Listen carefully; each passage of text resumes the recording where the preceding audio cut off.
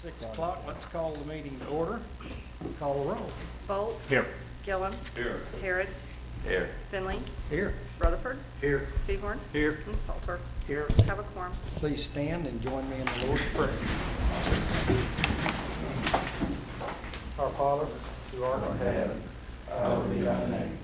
Thy kingdom come, thy will be done, on earth as it is in heaven.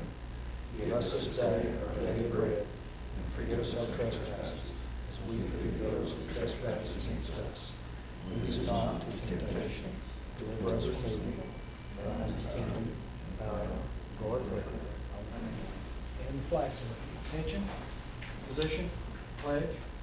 I Pledge allegiance to the flag of the United States of America, and to the republic for which it stands, one nation, under God, indivisible, with liberty and justice for all. Thank you very much. Be seated. Item number 1 is our citizens' participation. This is that time in the agenda where you can come talk to us about whatever you want to talk to us about. You have a 3-minute limit, and there is a 12-minute per subject matter limit. So if there's anyone that would like to come talk to us, come to the podium, tell us who you are, write down your contact information, and you have 3 minutes to say your piece.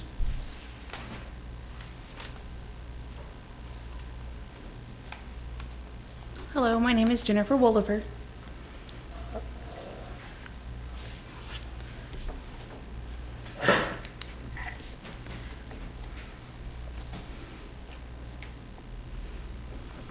And I'm here about my fence between my neighbors. On agenda number 5, I'm not sure. Sorry, first time doing this. It's okay. With this, we extended our fence outside the build line to keep the separation between our fence and the neighbor's fence due to harassment, the dogs' harassment, the violence that they've been causing on us. You know, I can't take my kids out. Couldn't take my kids outside because we would be sitting out there and they'd be like, hey, you need to go in your house and blah, blah, blah. And, they've threatened to kill us. They've threatened to burn our house down. They've threatened to, and we've had multiple police reports. And we're just needing that side of the fence kept up. Understand. Okay. Okay. Thank you. Anyone else?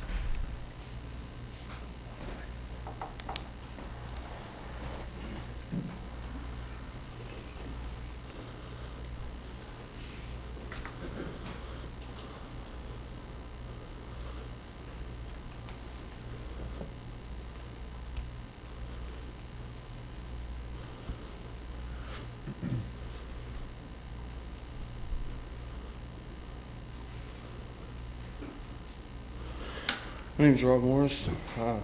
Glad we're all back in here again. I have 4 simple questions for the committee that all require answers. In the Contract Review Committee, 2 committee members asked about the financials of CEF. Why is CEF not required to present those financials when the city reimburses CEF for invoices they have already paid? Question number 2. Why are we voting on renewal of Shawnee Forward when the budgets are not available, considering Shawnee Forward receives city funds? Question number 3. If anyone on the city commission is on or has immediate family on the Shawnee Forward board, will they abstain themselves from voting on the Shawnee Forward contract renewal? I reference City Code Article 16, Section 1. Lastly, something that's kind of a staple of Shawnee that we all know, what specific date will the leak be fixed in the Santa Fe Depot roof with the money earmarked to do so from the last 1-cent tax increase? Thank you for your time. Anyone else? Okay. Item 2, consider approval of consent agenda. Is there any items in here that any of the commissioners would like removed from the consent agenda? Yes. It's got to find it.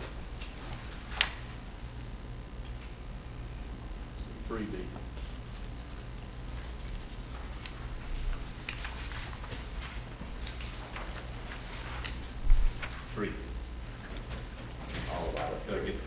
sorry, Richard. Where'd that go? 3B. Oh, I'm sorry, we're good. You're on 3, I'm on 2. Yep, I'm way ahead, I'm sorry. Okay. If none, would entertain a motion to approve the consent agenda. So moved. Moved by Commissioner Rutherford, second by Commissioner Harriet. You're good. Call the question.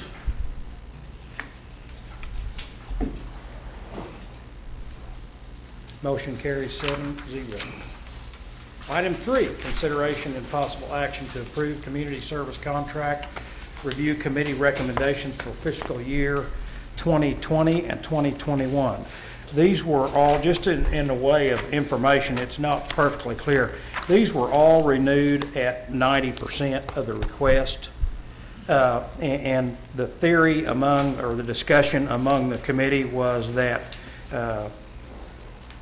we felt like that was the appropriate level given the uncertainty of our funds coming in, and we're in a position to, I think we did in fact recommend that the next commission look at restoring that when funds kind of get cranking again, if they do get cranking again.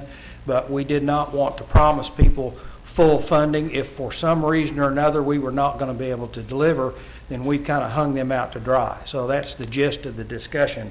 And that being said, we have 3 contracts that we need to review. We will consider those individually.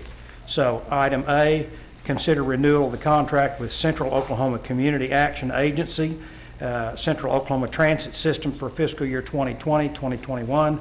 Recommendation to renew the contract with Central Oklahoma Community Action Agency, Central Oklahoma Transit System for fiscal year 2021 in the amount of $63,000. Is there a motion to approve? I move we approve. Second. Moved by Commissioner Harrod, second by Commissioner Bolt. Is there any further discussion? Just on A. Just on A. Any So further? that's adjustable either direction, by the way. As funds come in. We renewed it, we can- yeah, we can adjust. we renewed it at 90%. That's a contract that we've executed with them, but if for some reason or other we can't fund to the 90% level, then we don't have any choice but to fund at that level, do we? Well, We have a contractual obligation. Right. What is Would be mutual consent to reduce that number below 90. correct? I'm not Okay. suggesting that it's going to be necessarily, in fact, I think 90 probably will cover it.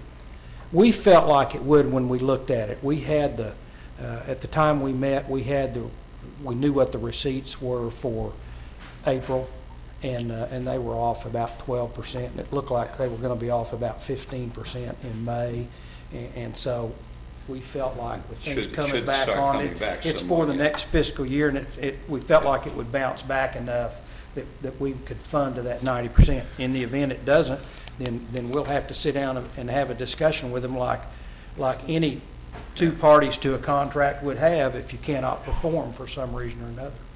We've had to go back to the contract before and reduce them, and we had to we didn't furlough anybody, but we got to that point a few years ago when income was down, so we can always do that. It's not cast in stone. Yeah, the contracts are drafted in monthly payments, or in the case of Seth, and reimbursed expenses.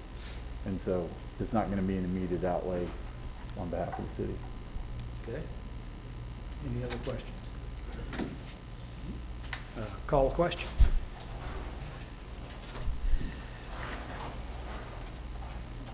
Motion carries 7-0. Item B, consider renewal of contract with Safe Events for Families fiscal year 2021. Recommendation to renew contract for Safe Events for Families for fiscal year 2020-2021 to reimburse expenses for events up to $56,700. Any questions or discussions? Well, I might mention that I serve on the contract review committee, and they actually don't receive any money, so that's why an audit is not required. All they do is send the invoices to the city treasurer, and she pays the invoices to them for their out of their account. So they actually don't receive so many dollars, we actually just pay the invoices that they indicate that on their budget that's the project that they've done. So that's the reason they don't have we don't require an audit. And our books are audited, and those invoices are audited by our auditor too. As to the financial statements for SEF, they don't have any assets because they don't pay the bills, we do. So that's the answer to the question that the gentleman asked. Is there a motion to approve? So moved. Moved by Commissioner Rutherford, Second. second by Commissioner Sehorn. Call the question.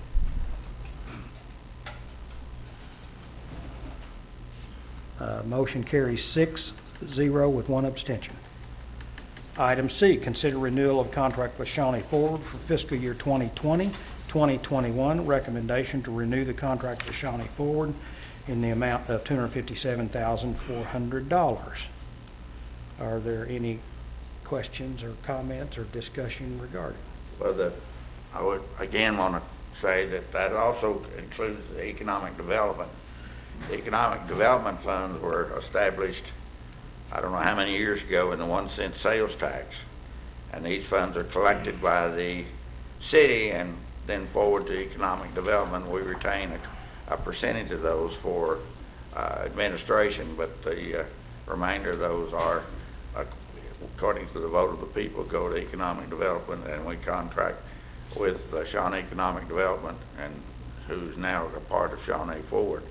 And about the board, Shawnee Forward, I'm not sure whether I'm a member of Shawnee Forward or not, so I don't know. Commissioner Harrod, you are not a board member of Shawnee Forward. You are a member of a committee, the Oh, Shawnee yeah, Economic that's right. Development Well, that's Committee. why I say, I'm not a board member, I'm sorry, but I didn't know. But you're a city designee to that board, which means that you're appointed by virtue of your position Okay, with the thank you. city. As to the question that was raised in terms of the conflict, Joe, it's my understanding that that ordinance applies to people who are on compensated positions, not necessarily on an uncompensated board. I think That particular provision, but there may be other provisions that apply to Commissioner Rutherford, given the fact that his wife. Darren's spouse is on the Shawnee Forward Board, so just for clarification purposes, then it is your opinion that he's in a conflict situation and would need to abstain on this vote or not? Correct. I would recommend if you Okay. would ask for an abstention. Okay. And I think it bears noting, since we're fleshing out conflict, that I am on that board, but this contract is independently reviewed by a different attorney on behalf of the city, so there can be no conflict there as well. Understood. Any other questions or comments? Would entertain a motion to approve item C. Moved by Commissioner Bolt. Is there a second? Second. Second by Commissioner Gillum. That is your thing. Call the question.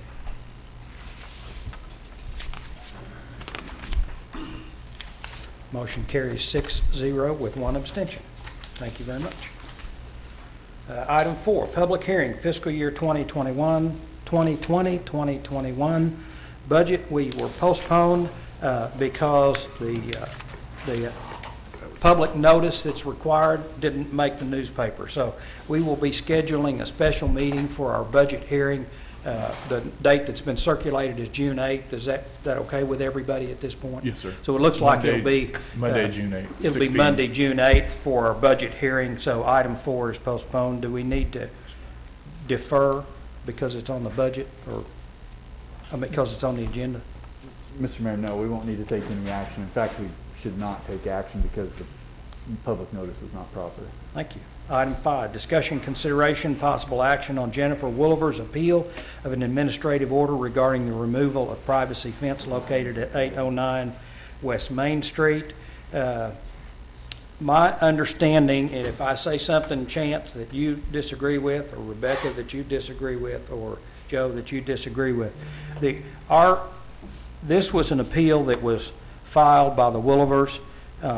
The Planning Commission determined that they were in violation of our code. No. That's really Wasn't Planning Commission, Mr. Mayor. There's a code enforcement. There's a procedure that Sorry. code enforcement can be set for administrative interpretation by the community development director, which is Ms. Blaine. Okay.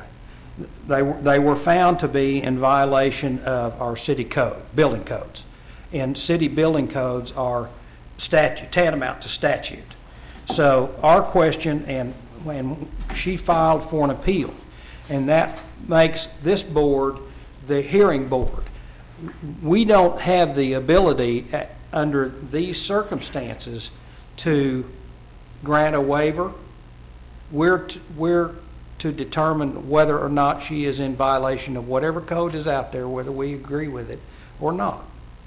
Essentially, Mr. Mayor, what this body is charged with is reviewing the evidence that was presented to Ms. Blaine as to whether or not this particular code was being violated. Specifically, the fence being in front of the build line and above 3 feet tall. We were all furnished, and I presume everybody listened to it, a recording of the hearing along with other documentary evidence regarding the record kind of back beyond that hearing. So our job at this point is really to determine if the evidence that was presented at the hearing warranted the finding that was made at the hearing. That's correct. And that's kind of our sole responsibility. So that having been said, if you don't have anything to add, Rebecca, do you have anything to add?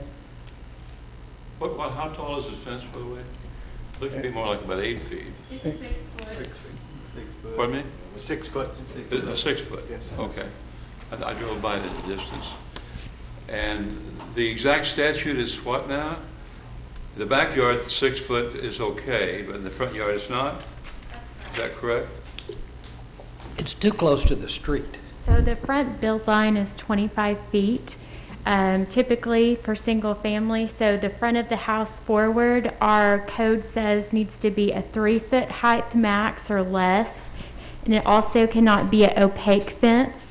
So there has to be that ability to see the front yard, and it's also a line of sight for traffic. As you're backing out of your driveway, you're able to have visibility of the road and what you're backing into. So you could have chain link? I Yes, question sir. immediately why this one didn't go before the Board of Adjustments. That's what it's for. She I had some kind of an answer. she had the ability to do that, but chose this route. I'm told that route still exists. So Well, I heard that too. I wasn't too happy with that answer, but I heard. Well, the code requires you to do one or the other. She made the choice to do what she did. The public has a right to whichever they want. She has the right as one of the parties to request an appeal of a negative decision from code From enforcement. code enforcement, all right. So they said you're in violation, period. Everything that comes before the Board of Adjustment is in violation. We're not the Board of Adjustment. I'm just saying, that's the nature of what it's for. We're not the Board of Adjustment, so that I has- realize that. That's the point I was making. I will add that they were cited for multiple code violations, and so that could have been the nature of choosing this channel. However, they have made strides to make good on the other violations. I grant you, this would be difficult to be heard at the Board of Adjustment, probably because of the nature of it's been going on so long, and it's turned into a major problem. But we do have a situation where we have, how many police reports now? 30, 40? And when does this stop? If they call, will they come? Yes, they will. But when does this stop? Since the fence has been up, it's been just a matter of a few. In other words, that seems to have made a mitigating difference between them. And so we're deciding now that it is in violation. Everything that comes before the Board of Adjustment is in violation. It's not as though we're looking at something unusual. Why don't the facts just presented and let them make the decision? We're deciding if the evidence that was presented is in violation of the code. Now, we have the right to grant a waiver, but if we consider that right to grant, I'm told, if we consider that right to grant a waiver, then it has precedential effect in future things. So we're opening proverbial Pandora's box in terms of other code violations in their ability to have this appeal route as an alternative. I think the To the- appeal route to the- as an alternative is is the opening Board a of box up, Adjustments. which we should not be doing. But, Yeah. Mayor, did you say it was Ms. Wolver that had the option to come to us rather than going to the? That's my understanding. Yeah, if I may, that, really, I think the distinction is between Thank you, Rebecca. proactive and reactive. In this particular situation, there was a citation for a code violation. I'm sorry if you can't hear me. There was a citation for a code violation. That was what was being appealed. If we were talking about the zoning board of adjustment, that would actually be something that, and I don't want to mispronounce the name, but Ms. Wolliver would have actually sought relief proactively to say, I understand that what I'm contemplating doing, erecting this fence, would be in violation, or I've erected this fence and it is in violation, but I would like a variance to be granted for one of the statutorily prescribed reasons why a variance can be granted. That option remains available, but that is a step that would have to be taken by Ms. Wolver. And so what she has asked this board to do is review whether or not the application of the existing ordinance by the community development director was correct or not. And that's it, unfortunately. I understand That's the confusing. practicality of It seemed what, like the facts are relatively simple. It is in violation. I think we all understand that. And yet, this is not a mode then of correcting that or finding, let's say, alleviating whatever the problem is or looking at possible changes. We're leaving it up to us then? Do we have that right? it is a mode, but I think that the mayor has pointed out the potential for precedential issues that could exist, whereas a zoning board of adjustment grant of a variance would significantly reduce the risk of precedential effect because of the specific findings of hardship or things of that nature that have to be made in order to get there. I mean, I'm a little muddled here a little bit. Well, I think it's simply a question of there's always a preferred mode of transportation, and maybe we didn't get to the right one here. To restate in layman's terms for people, she can still be able to keep her fence if she'll go back to the Board of Adjustment without us creating the precedential effect. So we're not, all we're doing is saying that code enforcement found the proper answer based on the statute, period. We're not finding inequity in any way. Now, that said, That was clear from the beginning. I understand that, but she What are we requested going this to hearing, do? and we're bound by ordinance to give it to her. So that's what we're talking about. No, thank you. We have to consider the evidence that was at the hearing, so. Understand. I hope you're listening to all this. So, Joe, if I understood you right, the zoning board of adjustment would be more for like one-off type of situations where if we do something, we're in the danger of setting more of a precedent that could be carried forward multiple times. Yeah, there are specific requirements or criteria for a variance that include hardship, unique circumstances, financial things otherwise, that the zoning board of adjustment actually applies those factors and makes those findings when they're granting a variance or not. And it becomes very fact specific at that point. And so unless you have a nearly identical fact scenario, you're at much less of a risk of a precedential effect.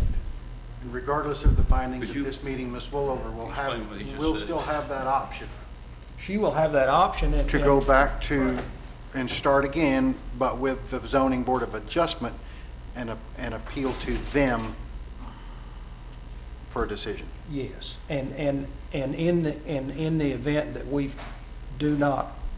that we decline her appeal, she has a reasonable time during which she can remove the fence. That reasonable time to be determined by. I do know the by Board of Adjustment code can enforcement. only become by district court. We have nothing to do with it, a judgment made by the Board of Adjustment. Correct. Okay, make that clear, right? Yes, absolutely. If a decision of the zoning board of adjustment is It's- looked upon it's- It's unfavorably, law, except through the district courts. It's Well, the it only can- thing, we could not overturn that. it can be appealed. I mean, to be Right. frank, guys, I went back and have looked at about 30 years of anecdotal That's right. history, and we've not had. I chaired that for 2 years. We've not had one of these come before the commission. It's a little bit of a gray area within the code of ordinance, but it does exist, and the procedure was properly followed to bring it before you today. But it is a very limited issue today. Do you know how long she would have to do that? I think we have, I quizzed about that before the meeting, and I think we have some leeway there to allow her to work through that process where she doesn't end up having to take the fence down, put it back up if she wins, and this and that and the other, so. And the zoning board of adjustment, when there are applications, they have a meeting. It is, they respond to the applications. So that will move fairly expeditiously. That said, I've driven by, I know all these guys have driven by. I'm sympathetic with your plight. I don't find the fence objectionable, but I'm one of those guys that hates code enforcement anyway. So I'm kind of the exception to the rule. With that having been said, is there a motion? Would the appropriate motion be to affirm the decision of the code enforcement? That would be a proper motion, as would to reject that opinion and send it back to code enforcement. I don't want to. Chair recommends that we. So all we're determining is the fact that we recognize that that's breaking the code of the city of Shawnee. There's no determination then as to any findings as to any alleviating the problem that exists there now. Were they giving them time then to, in other words, we're not really doing anything. That could certainly be argued, Commissioner. This particular provision exists when there's a conflict in interpretation of a specific code. In this particular situation, the applicant did not provide an alternative interpretation of the code. They relied upon external factors as to why this was a good thing, but they didn't attack the code or an interpretation, which makes this, again, feel like you're not getting much done. But it does still fit the criteria to come before you guys, and so that decision will need to be made. I don't mind the attempt because this is a very difficult problem for a small group to handle, and I understand that. We're really not equipped to handle that here. It's not what we do. Yeah. In I'm my not disagreeing opinion, that's with just you, my but humble opinion after 12 years on the commission before. and Commissioner, you have the ability to change that, but somewhere down the line, your predecessors chose this particular procedure. This is probably my last year, so I probably won't have that opportunity. Chair moves to affirm the decision of the code enforcement finding. Which does what, so we'll understand for the public. Which We're affirming affirms, the fact that you're basically breaking the law, but you have other alternatives. that's correct. How's that? Is there a Okay. second? All right. We can do Second that. by Commissioner Harris. I can vote for that. I like Make your comments. I think this is important. I've read all the history. I went by and looked at the fence and everything else, and so I'm sympathetic to it. But I also know that our heavy traffic areas, so if we set this aside and then we allow fences to go all the way up to the sidewalk or so forth, it's creating a problem for the future. So I'd rather see you go to the Board of Adjustments and try to, just for this particular resident, get this adjusted. So I don't know whether you qualify. I've never been to the Board of Adjustments and never approached them and never filled out an application. But I would say that that's probably a better approach. And I'm sorry that you were not given that information, ahead of time, or did not know that. And, I am sympathetic to your cause, I really am. Absolutely. I can tell you, as an organization, we're trying to do a better job in the customer service arena, and it's not something that governments are very good at, so we're fumbling as we go along, admittedly. Are there any other comments? Do we have a motion then? Yes. We have a motion and a second. Call the question.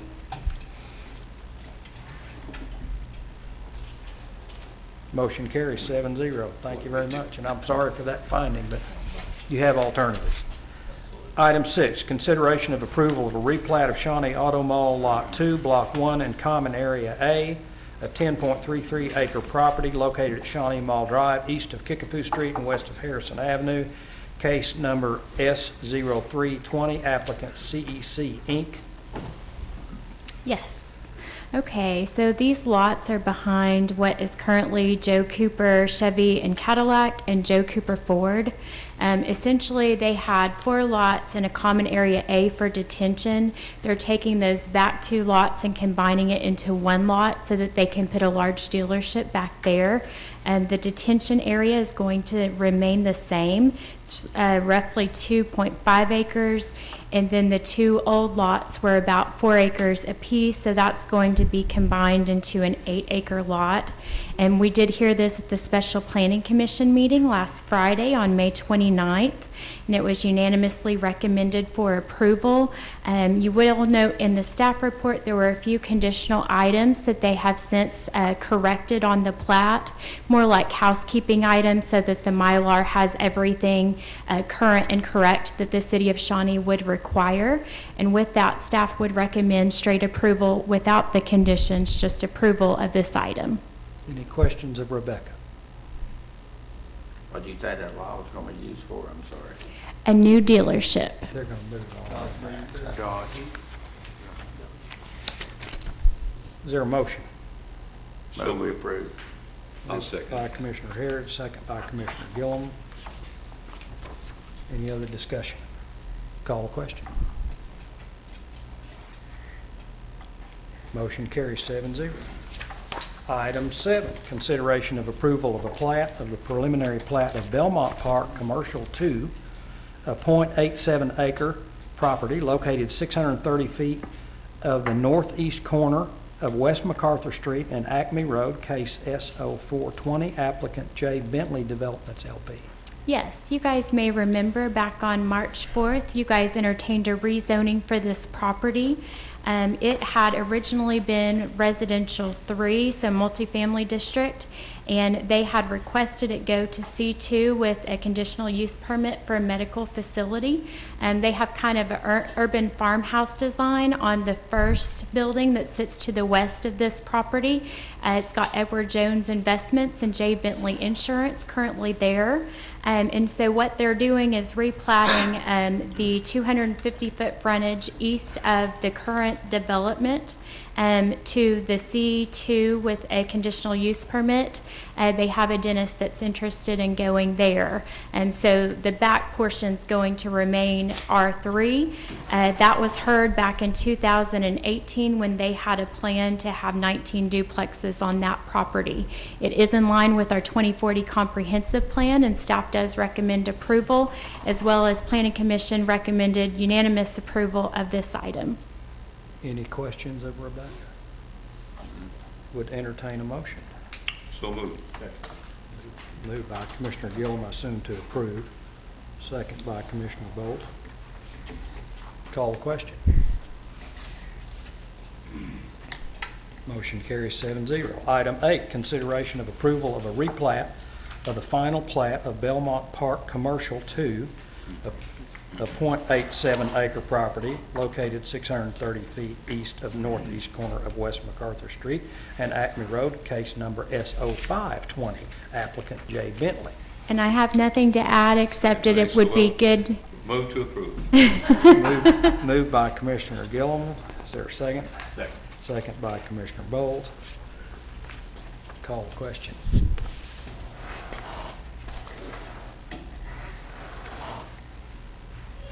Vote, Ron.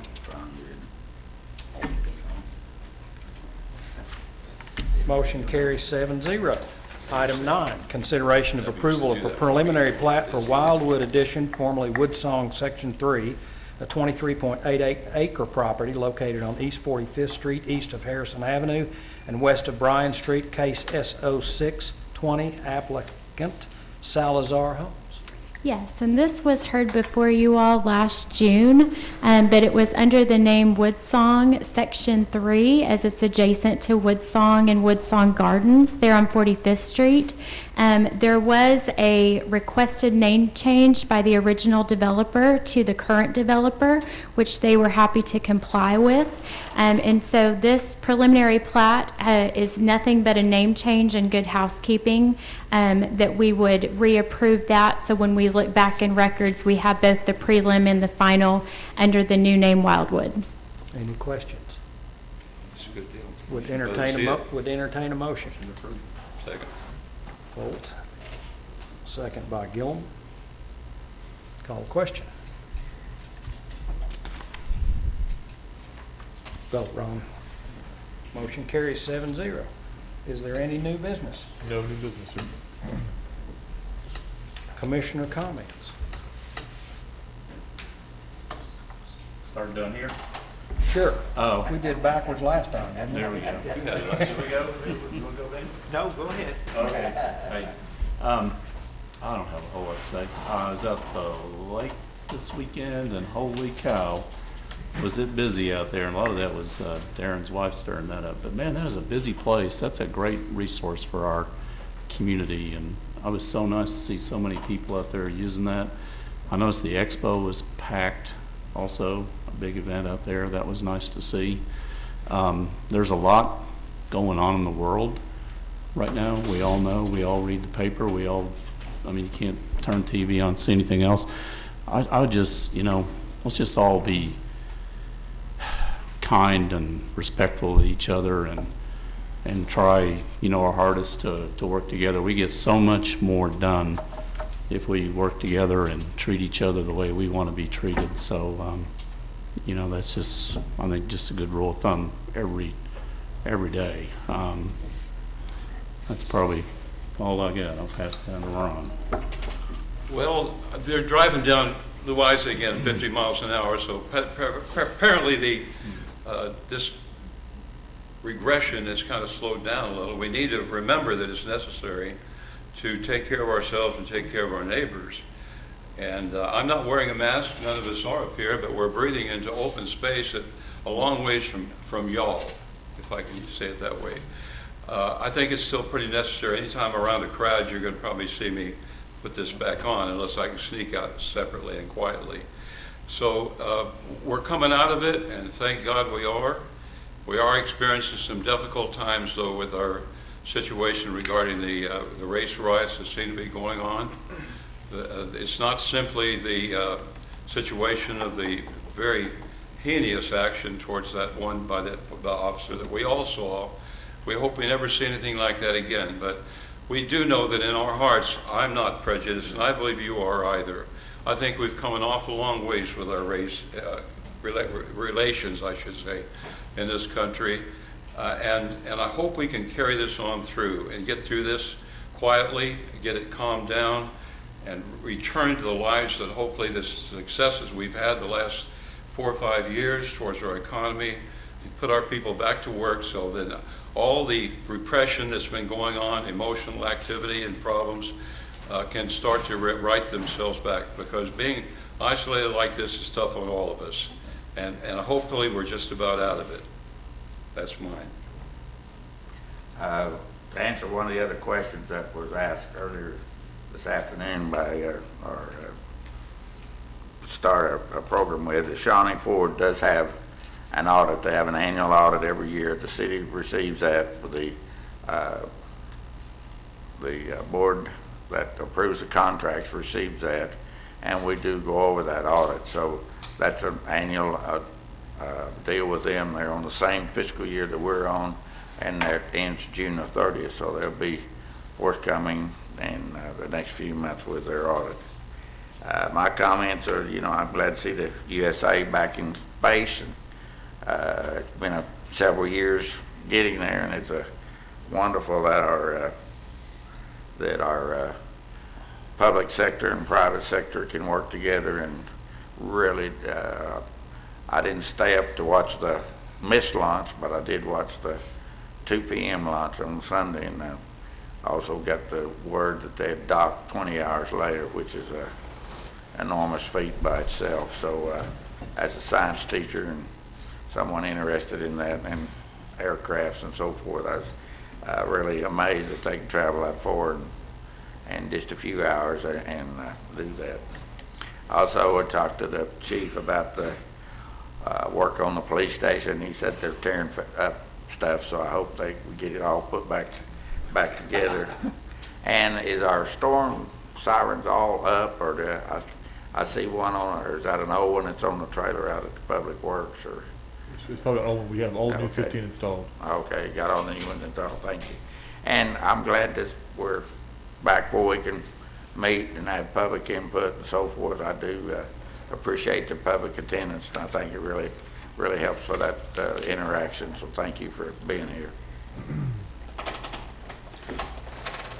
I want to, Ms. Woolover, I hope that you can get some satisfaction by going another route and understand the decision that we had to make. I was one that drove by there and looked and understand, so that our hand was kind of tied there, so hopefully you can go another route. Saturday, it was a day that I was pretty proud to be from Shawnee on Saturday, especially proud. We had a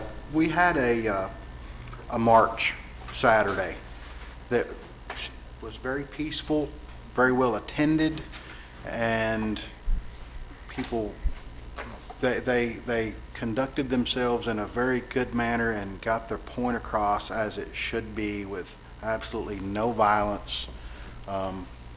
It was good. That's what Shawnee is all about. And our actions of several years ago, similar to this, was why we have our Cops and Kids program here. So kids will know our local police department. They will know our local cops, that they're people to go to.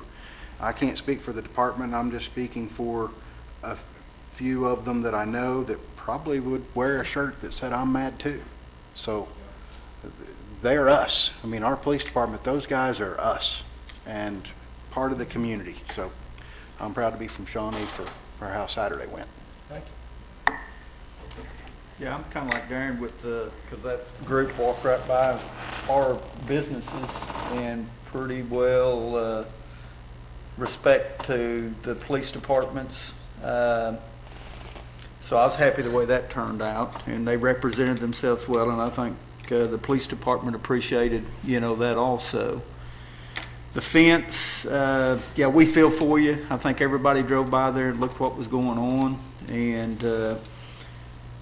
but what was brought to us was really, kind of black or white, to where it didn't meet the criteria for us to overturn anything. But I think the Board of Adjustments may look at it a little differently than what we did. Hopefully, on your side, hopefully they will.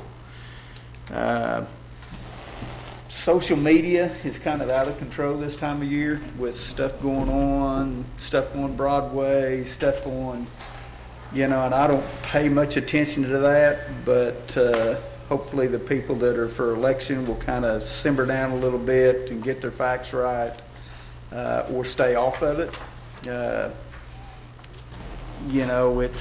It's sad that it comes down to that, but, we're all in this together, regardless of which side of the fence you're on.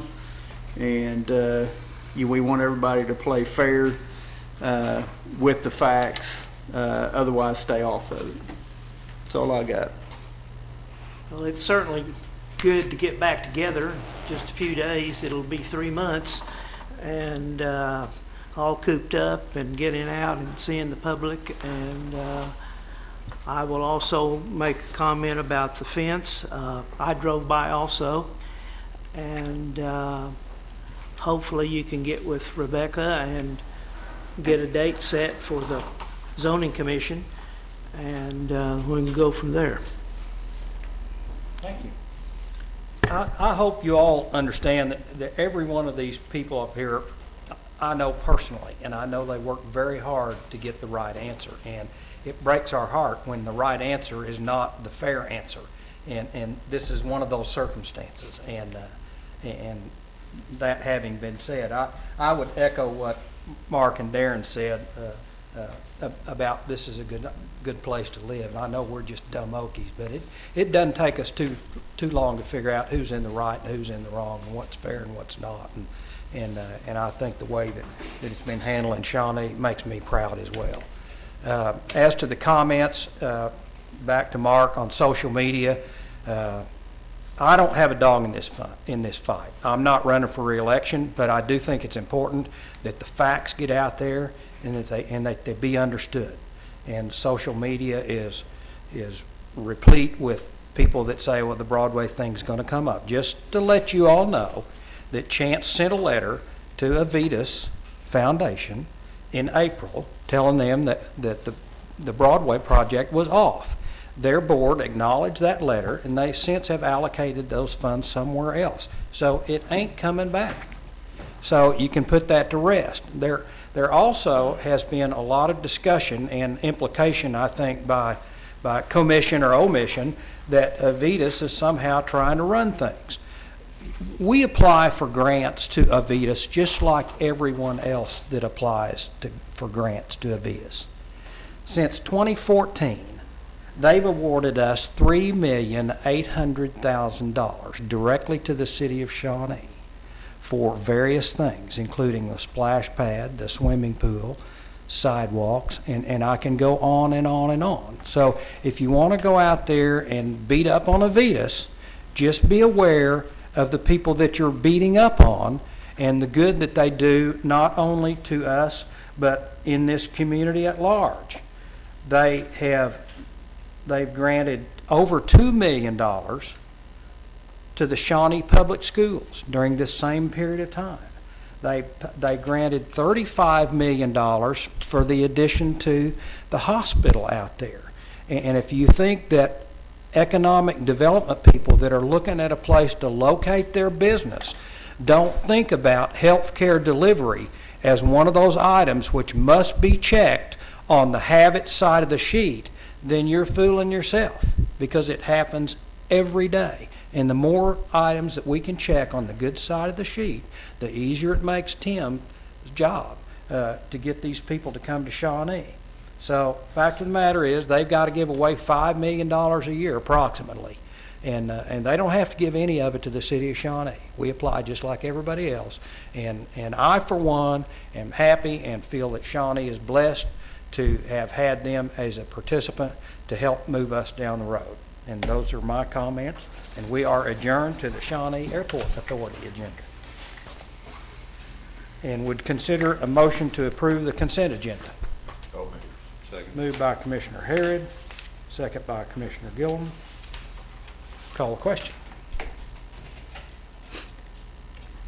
Motion carries 7-0. Item 2, consideration of resolution declaring certain items of personal property surplus and authorizing sale of said items at auction or disposal at the Shawnee Regional Airport's discretion, with all funds collected to be allocated to the Shawnee Regional Airport. Good evening, gentlemen. Can you hear me, or should I? We can hear you. Good, okay. So this is a request for a resolution to declare certain items surplus property. The equipment listed has reached a point where necessary repairs are more costly than the value of the equipment themselves. I want to throw a couple of thank yous in this by saying the Department of Public Works was kind enough to transfer to us 2 of the pickup trucks that they no longer need based on their new method of doing business, which has allowed us then to ask a request for surplusing a 1994 pickup truck that we've been using for daily operations, and also allowing us to request the opportunity to surplus one of our courtesy or crew cars, which is of the same era. So that was terrific. Thank you. Thank you very much to my partners for sliding those our way. We were also able to replace the 1987 mobile fuel truck that we use for jet fueling with a used truck and chassis, and have the fuel tank and pump system transferred to that new unit, and that's operational now as well. Our tractor, dated from 1993, was also provided to the airport from another department in the city, and again, very grateful for that, but 1993 was a very long time ago, and the poor little tractor has done as much diligence as it can do, and it is no longer capable of providing the services we request of it. And you'll see later on the agenda, there is a request for a lease to own for a slightly newer tractor. The zero-turn mower, push mowers, and other small lawn equipment on the list are equally no longer operational. Some of this equipment was also given to the airport by our partners at the city with larger departments and greater needs. We were able to work with several local vendors here in Shawnee and get some really good prices on some replacement equipment. So now we have equipment that runs, and we're very happy about that. So we are seeking the authorization to offer all of the items on the list via the internet auction, which is no cost to us, and the purchasers, the bidders, actually pay the auction fee. And then should those items not sell, then to find a way to donate them or otherwise dispose of them. Any questions of Bonnie? We still bid out the hay out there, are we mowing that ourselves or what? It is currently under a contract, sir. Yes, that's correct. And I believe we have one more year on that contract, and then we'll go out for bid again. Thank you. Any other questions? To some of us, 1993 wasn't all that long ago. I'm just Well, I agree with you on that, but in tractor life, it's would entertain a motion to approve. Moved by Commissioner Harrod, second by Commissioner Bolt. Would you read the title, Joe? Thank you, Mr. Mayor. A resolution declaring certain items of personal property surplus and no longer needed for Shawnee Regional Airport purposes, describing said items and authorizing the sale of said items by auction, and in the event items do not sell at auction, disposal at the Shawnee Regional Airport's discretion. Okay. Funds from said auction or other disposal remedies will be allocated to the Shawnee Regional Airport. Thank you. Call the question. Motion carries 7-0. Item 3, discussion and consideration of lease-to-own agreement for field equipment. Thank you. This is the tractor I mentioned earlier. Staff was able to do an assessment of the cost of a new piece of equipment. Prices for new equipment of sufficient size and horsepower to operate our mower, which does work, the push hog does work, range between $80,000 and $90,000, and that's including applying to the state catalog for new equipment. Prices for used equipment range between $60,000 and $80,000. I was able to find 2 local vendors who were willing to help us with the purchase over time. And there is a significant disparity between the 2 pieces of equipment, but that mostly has to do with the fact that I had a really hard time finding anybody who would sell it on time. And so we were able to work with a vendor in the area who's willing to sell us a tractor.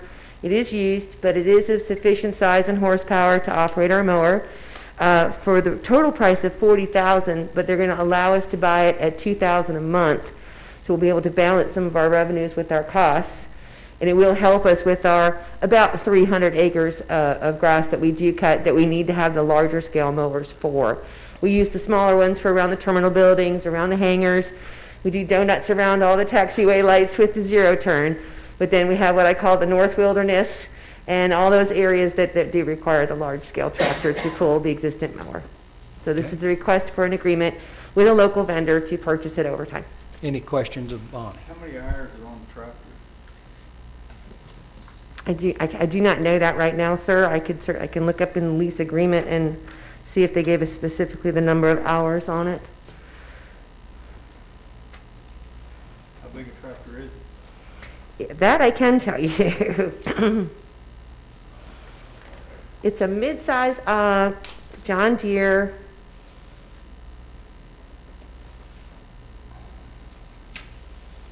It's just a tractor, not a batwing or anything? That's correct. We already have the batwing. It has a scoop on it. I know that. It's a John Deere 6210. So 60 horse. And it has 100 horsepower on the PTO, so we can operate the batwing. But you don't have any hours on it? Not in front of me, I'm sorry. What your model tractor is it?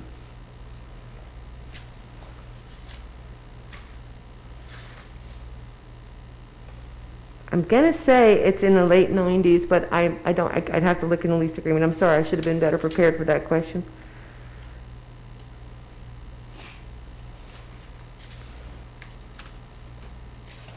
I'm not sure I have that here in front of me. Is it cabbed? It is capped, yes, it is enclosed. Mhm. I'd want to know how many hours is on it. You want a motion to defer this item till our Yeah. next meeting? Moved by Commissioner Seahorn to defer the action on this item to the next meeting. Is there a second? Second. Second by Commissioner Harrod. Can do, thank you. But also it's four-wheel drive or single-wheel drive and things like that, because I bought a 05 four-wheel drive and 55 horse, and I don't know how many hours it's got on it, but a bunch. But anyhow, gave $25,000 for it in 05. So Then again, your model, how many hours I mean, you can buy a new 70 horse for 50, 55 new. Yeah. So that would be my, what dealer was that bid from? What we did look at the state contract list, and we also looked at the John Deere dealer and the Kubota dealers in the area. And we were not able to find something, as I mentioned. The prices were based on the horsepower necessary for the PTO for the Batwing. And then, and as you look at it, they started at, like I said, these rather high prices. I was kind of surprised about that. In doing some research, I found that it's the mid-sized tractors that actually cost more money, because apparently the popularity is very high and the flexibility is very high. And I was surprised, because if you look at the state list, some of the larger, greater horsepower tractors are actually less expensive. So why do we do mid-size instead of full-size? Well, the areas that we have to operate in, for instance, you know, we could do that, but they might be heavy. And we were thinking we have to be careful about rutting. We have a lot of wet areas, and so we're trying to go with something that's fit for the areas we cut. That's why I said it needs to be four-wheel drive. Pretty wet out there in some of that. Yeah. It can be pretty challenging. We have a lot of equipment to cut around, and so the larger ones are actually more difficult to use in the areas that we cut. Yeah. So, but I'll be happy to follow up with the Let us number. vote on our motion, and then we'll talk about how you communicate with the guys with tractor experience, because I'm not one of them. Is there any further discussion? Call the question. Motion 7-0 to defer to the next meeting. Bonnie, will you contact Mark and/or James and get access to their expertise in the tractor area? Absolutely. Thank you very much. Item 4, discussion and consideration of rental rates for fiscal year 2020 and 2021. Sorry, just taking notes, make sure I get the questions.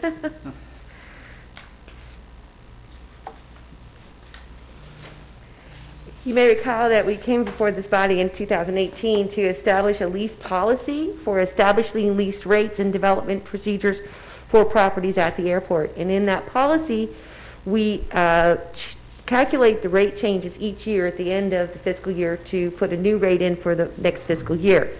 And we base that calculation on the rate of inflation as established by the Consumer Price Index for the prior calendar year. The rate of inflation for calendar year 2019 for all cities, all products was 2.3%. Applying this percentage to the applicable leases will increase the airport rental revenues by $2,465 next year. And the staff is seeking authority to implement the higher rental rates commencing July 1st, 2020 for the applicable leases. Any questions of Bonnie? Is there a motion to approve? Moved by Commissioner Bolt. Second. Second by Commissioner Sehorn. Call the question.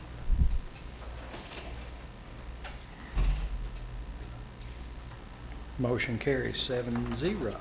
Item 5, discussion and consideration of implementing an after-hour service fee. You're busy tonight.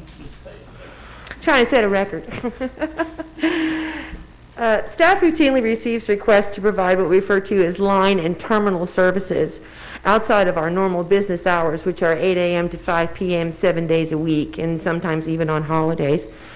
As customer service, staff reports to the airport as requested by customers to help them with the various needs that they may request. To date, we have not charged a fee for this particular callback service. After hours or callback fees are standard in the general aviation airport industry, to the degree that the Federal Aviation Administration has a procedure of how to even set them. I worked with Ashley, she's a great big help, to determine the probable cost per hour of having a member of the staff come back, turn on the lights, operate the equipment, and this sort of thing, which we feel is certainly something we can provide to the FAA for their concurrence, should they ever ask, of $50 per hour. Staff is requesting authorization to impose and publish this return fee or this after-hours fee on our website commencing on July 1st, 2020. How does the $50 compare with other facilities in Westheimer, Stillwater, or kind of our peer group. And then we did look at our peer group, and as a matter of fact, the University of Oklahoma does a sort of a rates and charges survey each year, and that allows us to look at a lot of different rates and charges. What we did find in some of our larger neighboring airports, they don't have a callback fee because they don't really close. They pretty much stay open 24 hours a day. Others, smaller neighboring airports, either do not offer the service, or they just list a telephone number and they handle it on a case-by-case basis. And some of the larger airports that do have the callback feature they begin at 50, and then it goes up higher than that. And again, it depends on the nature of the need. And then, of course, some of the commercial locations like repair shops, mechanics that return in the middle of the night and everything like this nature, they usually start at somewhere between $85 and $100 an hour just for their shop rate, and they'll put a surcharge on top of that if it's an evening call out for an emergency or a weekend repair. It's a funny thing about cost. They're only good for a moment in time, and my suggestion would be to not only cover your cost, but receive a little bit, but tie that rate to some kind of an annual determination by Treasury as to what your cost is. And I would say cost plus 10 or cost plus 25% would be my suggestion, and for you guys to jump in there if you want. That's adjustment factor built in there. Yes. Absolutely. Do you have a kiosk on your fuel, or do you have to fuel everything? Yes, sir, we do have a kiosk available for both the Jet A and the 100 low lead for self-service, but a lot of times our larger corporate or, say, guests at the casino would prefer to have staff there as well to assist, sometimes also to make a courtesy car provision or allow for people to come on and off the field with limos and things of this nature. And just in case something goes wrong, they'd rather have someone standing by, sir. And so we can do that. Mr. Mayor, I'm not 100% sure I was understanding you. Are you talking about increasing the fee year over year? Yes. Okay. I was going to say. Well, I'm saying two things. Number one, I want to increase it year to year, but I also want to reference it to what our costs may be, because our labor costs are going to go up, electricity is going to go up, insurance is going to go up, and all the rest of that stuff. So my suggestion, and Chair would actually move that we base that fee on a rounded number from 125% of what our cost is. I'm not And sure round up to that's- the next $5. That's probably close to what we are doing. The FAA does ask us to stick to as close to an estimate as we can. So I think that when Ashley and I talked about it is generally, because each one of our staff member, whomever gets called in, there may be a small differential. So I believe we did kind of average that out a little. So you think your number covers this? I'm pretty sure. And will we meet FAA regulations if we peg it to a percent of cost, like 110% or 125%? Is that allowable? No, sir, Or do we have to pick a number? That is not allowable. Yeah, the FAA says that when you set rates for aeronautical use, you need to be able to set them based on actual cost. They have a small leeway as far as, the rounding factor that you mentioned. And so they don't require us to go back and audit. Say, for instance, if one of my more senior staff team members comes in and he's at a slightly higher salary rate than one of my more junior members, they're okay with us blending that salary on the average salary. But to establish it with a specific percentage over the cost, I do think they would frown on that, yes. You agree with that? So you're doing the best you can do under the FAA regulations. We do like to do that because we are single audit. I understand that. We have routinely. to go by the rules. I'm just trying to maximize the top line. I understand that too. But we do think that this is acceptable because, again, like I said, for the most part, we get this question from our corporate and large-scale operators. They routinely ask us, what is the fee? And so we believe that it'll be acceptable to our customers and at the same time within the boundaries of the law. Okay. So you have a list of, or will you have, I guess, a list of phone numbers on the door so that pilots can call if they need a mechanic or whatever they need, or do you have a reference for that?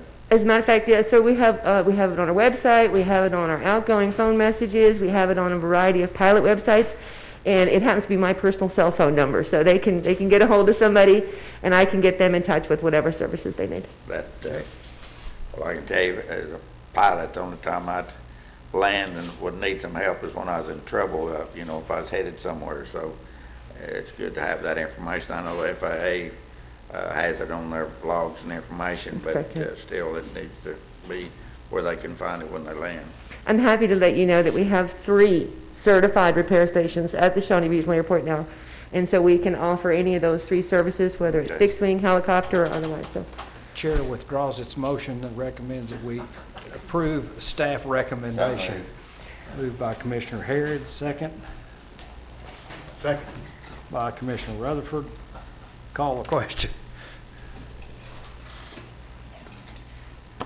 Motion carries 7-0.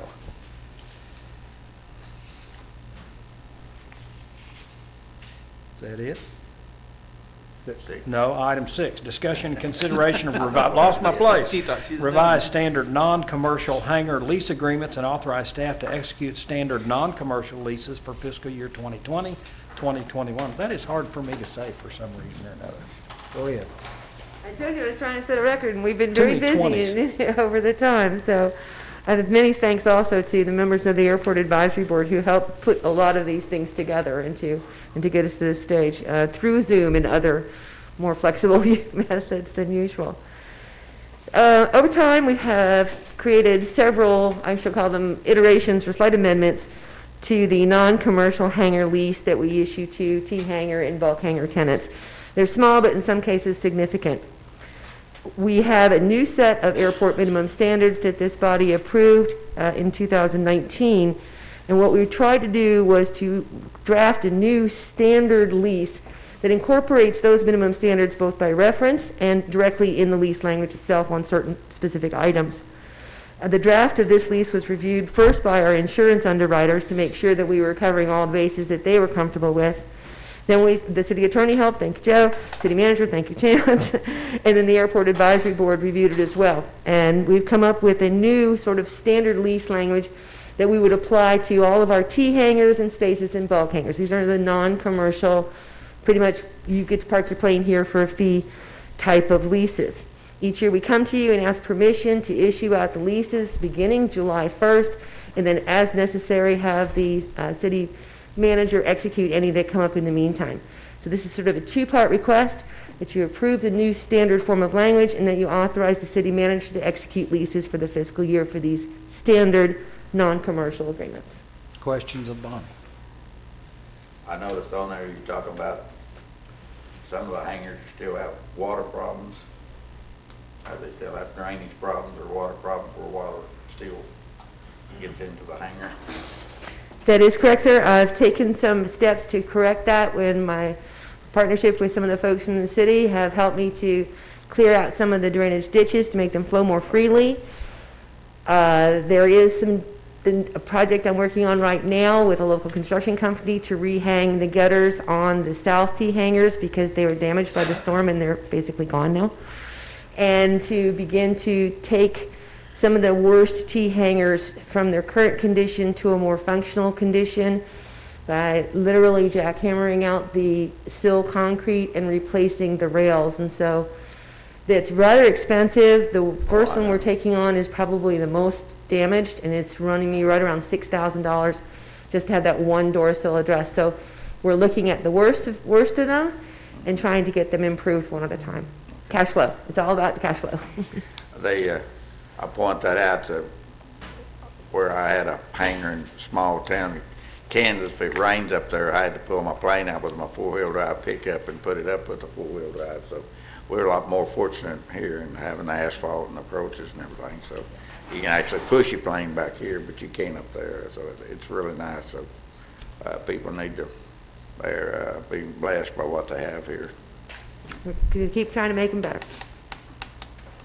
Is there Commissioner Harrod move we approve? Is there a second? Second. Second by Commissioner Bolt. Call the question. Motion carries 7-0. Is there any new business? No new business. We are adjourned to the Shawnee Municipal Authority and would consider a motion to approve the consent agenda. Moved by Commissioner Gillum. Is there a second? Second by, who's second? Nope. Call the question. Motion carries 7-0. Is there any new business? We are adjourned. Thank you very much.